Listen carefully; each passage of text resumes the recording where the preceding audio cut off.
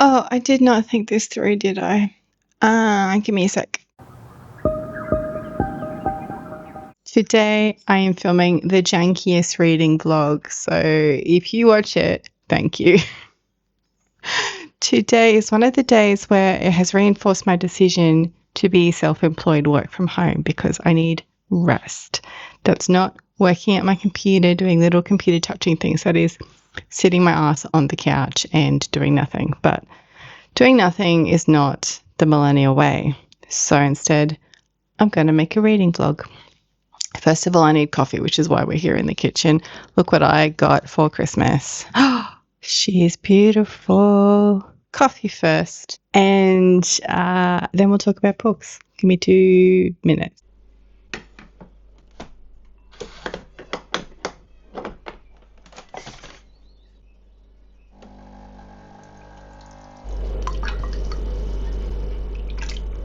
My coffee order is 2 shots of espresso. We've got that set, so it only does 2 at a time.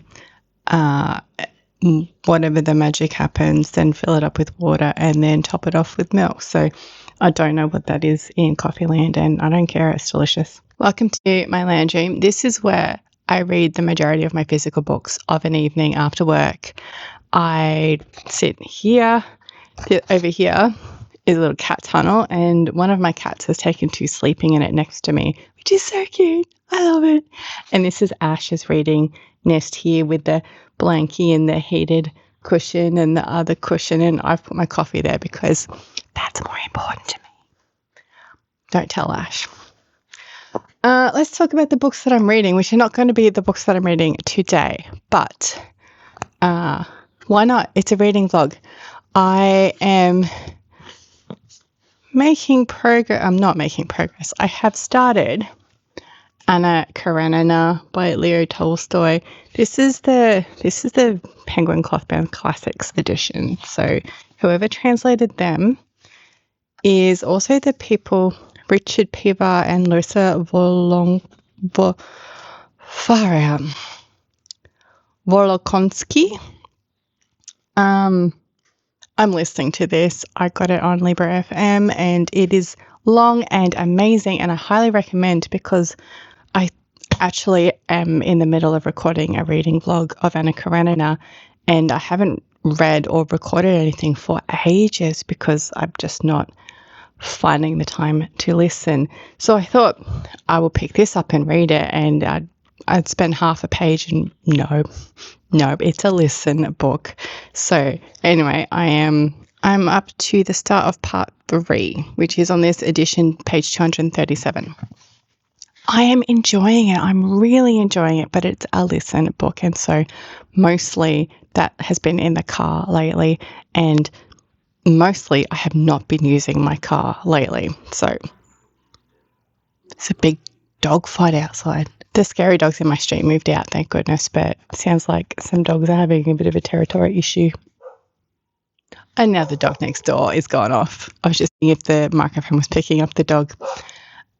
Alongside that, my physical read at the moment, so that's my audio read. My physical read at the moment is Claire North's Slow Gods. I only started this last night, and so far, so good. Like, I'm literally only chapter 4 chapters in.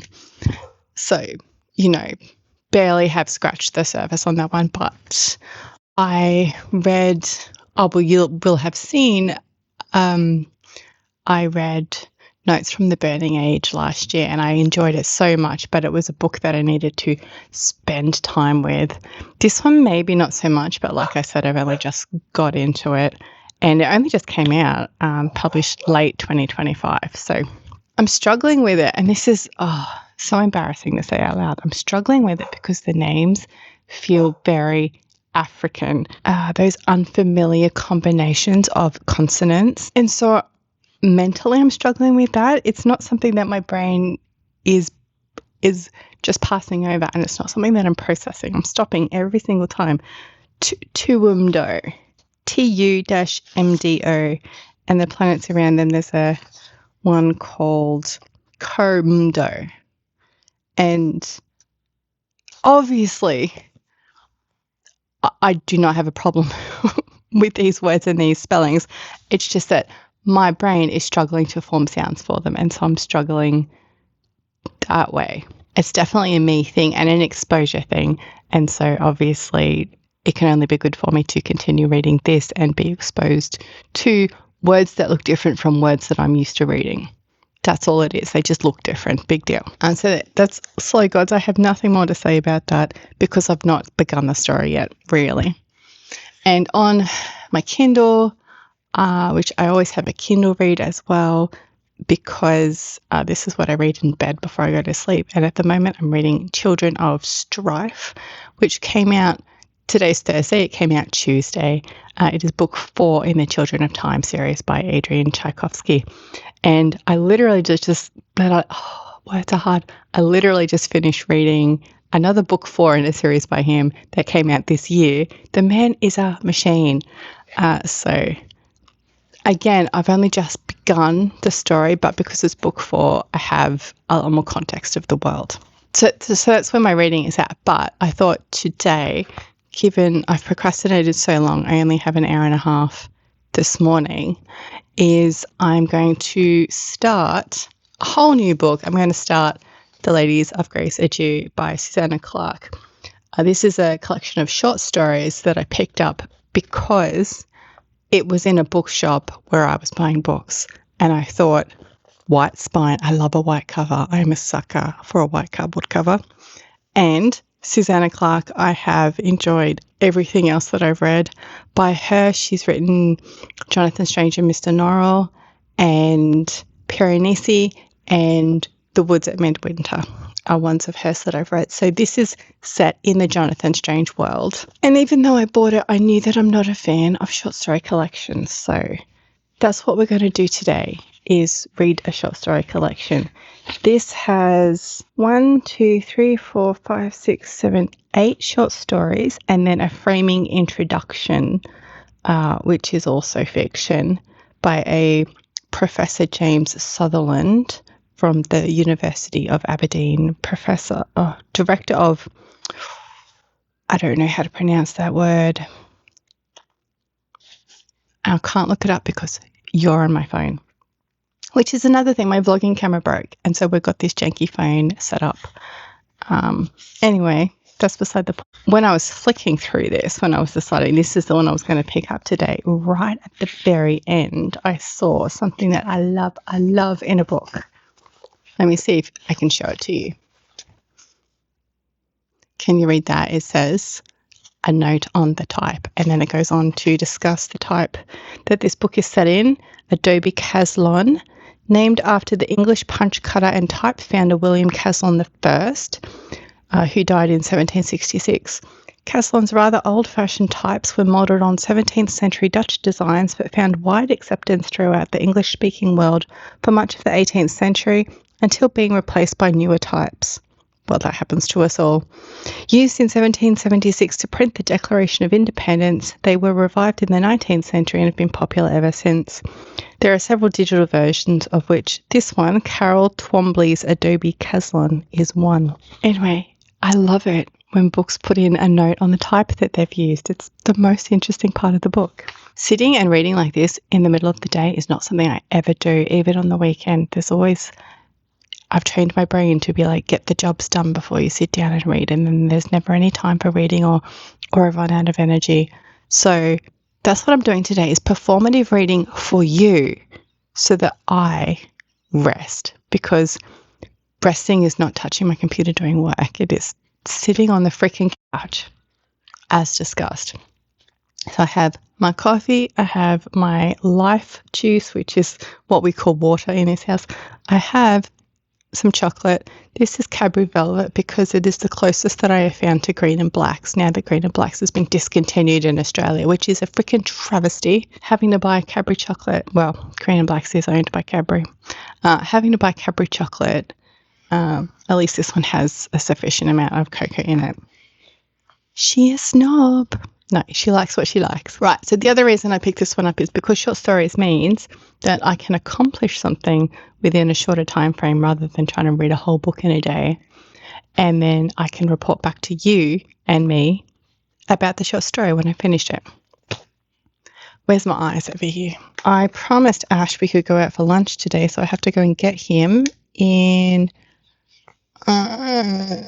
80 minutes. That's enough time to read maybe 2 short stories, you know. If I'm doing it for you guys and I actually concentrate, we'll see. Now I can't see you because these are for close reading. Okay, let's go. I am going to stop the recording rather than do a sexy time lapse because you're on my phone and it will run out of batteries. That's how the sausage is made. This is a side effect of working from home is I'm on tap for playing with the cat. Okay? Oh, I have to shake the tunnel and make it scary. Ready?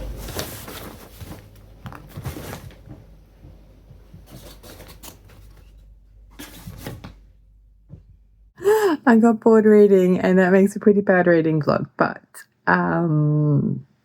is what it is. I had lunch. I had a hamburger with a lot, which is the perfect meal in my opinion. It's carbs, it's protein, it's fat, it's salad, and it's all what am I trying to say?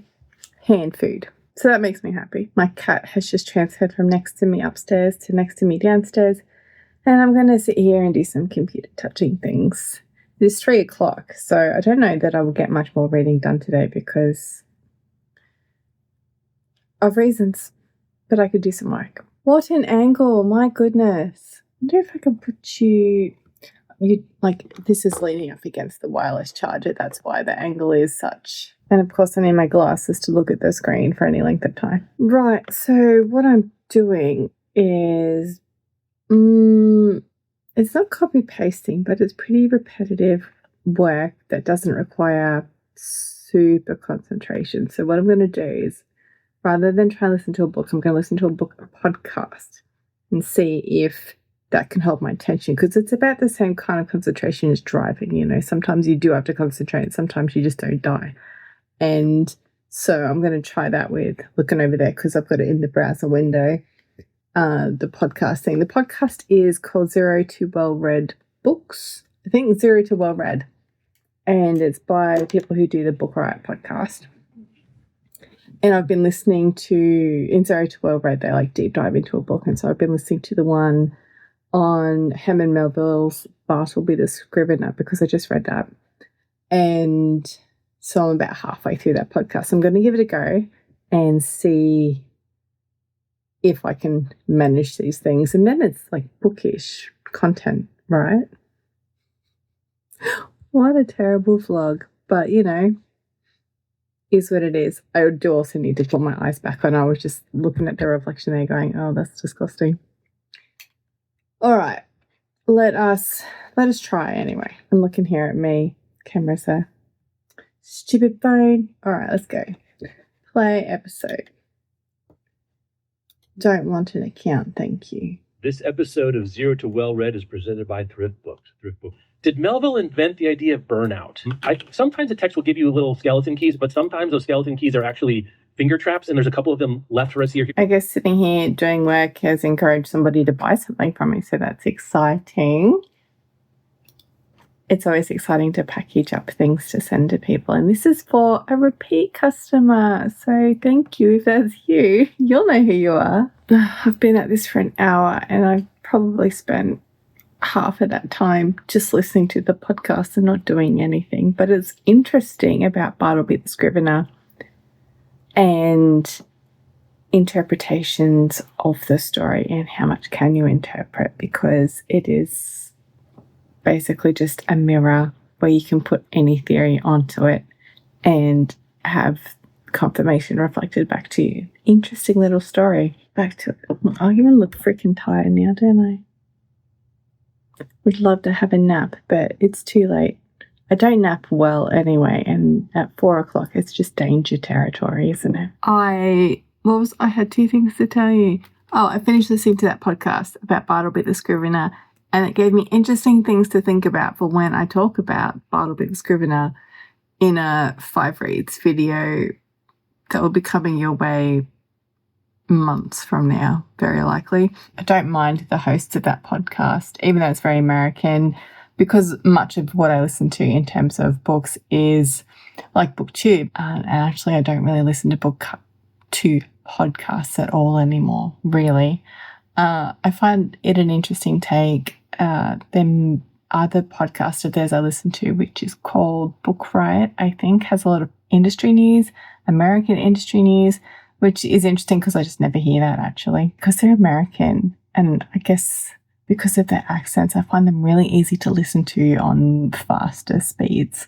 So I do that. Save some time. The other thing is I just got notification that my vlogging camera replacement is in the mail. I have it had developed a well-known fault and it's within the warranty period, so off it goes back and they're just sending me a whole new one. So you know that it's a known fault when they just swap it. They don't even try and fix it. That's exciting because one, it cost me a shit ton of money and two, it makes vlogging way easier. Even though the sound quality is bad, the video quality is good. It just makes it easy to film. And I just have to be organized with the sound. In fact, the way that I'm holding my phone right now, if I hold this way, I'm going to go over the camera. And if I hold that way, I'm over the microphone. Can't freaking win. Where's my tripod? Upstairs, of course. Of course. So that was that two booky things that I've done today. I read one and like a half a chapter of that Ladies of Grace Did You, and I listened to half of a book podcast because I had already started that. Good morning. It is Friday. Let's see what the cats are up to. Hello, kitten. Do you have anything to say? It's nap time. Is it nap time? What can you sniff? Is that my hot cross bun? Yeah? The other one's down over here. Hey, GB? Do you want to say anything? She does not like people. She's a girl after my own heart. We're all in the office because I've got to do some work, but also let's talk about books. You know, since this is supposed to be a reading vlog, maybe we should talk about reading and the reading that I did last night. Let's wrap up with that. Just going to lean my elbow here on the creaky desk. So I've made it some more way into Slow Gods by Claire North. It's a weird one. It's, you know, centuries in the future, I won't say post-apocalyptic, that's not right. Science fiction where corporations own societies, own planets, and you're like born into a corporation basically. In this one, when the main character is born, I think the main character is identifying as male. Can't remember. Doesn't matter. You know, you're born, immediately you have a chip implanted in you, racking up your debts for the cost of your birth. And, you know, a responsible parent would save money towards offsetting the cost of their child's birth, but not everybody can do that. And so ultimately, you are consistently a debt to society and working to pay back your debt. And eventually, your debts become greater than your worth and you are killed. And that is what happens at the start of this book. And that's all on the blurb. And then that's where I'm up to is this main character, I don't even know what their name is deemed not worth saving when they're sold for their labour and then breaks their leg. Not worth it. So now the story is progressing. No spoilers. So that's my physical evening book. And then my bedtime book is Children of Strife by Adrian Tchaikovsky. That's book 4 in the Children of Time series. And I feel like Tchaikovsky can only write one sort of woman, having read so many of his books, which is, I mean, don't have a problem with reading her because she's acerbic and smart and self-confident, self-assured, knows what she wants and how to get it. All of those traits I appreciate, but every woman is that woman. So there's not much nuance happening there, but oh man, I've got heartburn from the hot cross bun. We've started off terraforming another world, another faction.